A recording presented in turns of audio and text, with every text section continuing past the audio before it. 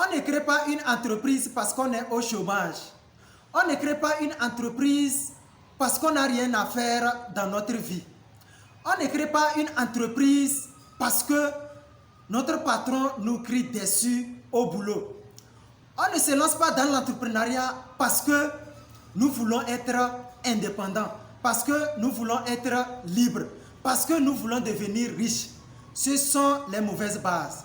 Ce ne sont pas encore des raisons concrètes pour entreprendre. Ce ne sont pas encore des raisons valables pour réussir sa création d'entreprise ou pour réussir en entrepreneuriat.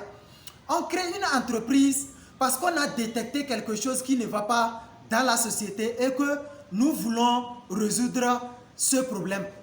On crée une entreprise parce qu'il y a un produit ou un service qui n'arrive pas à satisfaire les besoins de la société. Et on crée notre entreprise pour mieux servir ce niche. Et là, si vous êtes là, vous voulez vous lancer dans l'entrepreneuriat en ayant une fausse base, sachez que vous êtes à 2 pas de l'échec. Vous n'allez même pas réussir.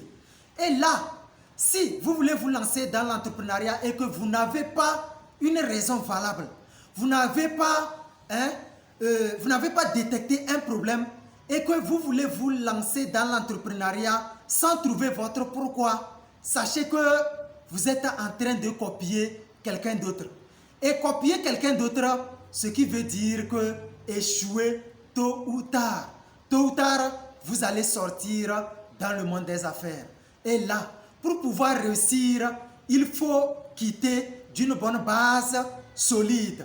Et je donne l'exemple très simple. Lorsqu'on veut construire un immeuble et que la fondation est mal faite, est-ce que l'immeuble va résister longtemps? Non. Si, dans votre cas, le départ pour devenir entrepreneur ou pour réussir en entrepreneuriat, cette base est mise sur le sable, sachez que vous n'allez pas réussir. Parce que nous voyons des gens et nous échangeons beaucoup avec les porteurs de projets de création. Nous échangeons plusieurs fois avec les start-upers ou avec les entrepreneurs néophytes. Mais nous constatons qu'ils n'ont pas une raison valable, ils n'ont pas le pourquoi concret, le pourquoi ils veulent se lancer dans l'entrepreneuriat ou le pourquoi ils se sont lancés dans l'entrepreneuriat. Et là, ça c'est déjà des erreurs à éviter au début. Là, au début, cherchez à trouver une raison valable qui vous permettra de réussir en entrepreneuriat. Alors, si vous voulez trouver votre bonne raison, si vous voulez démarrer très bien, là, nous sommes là.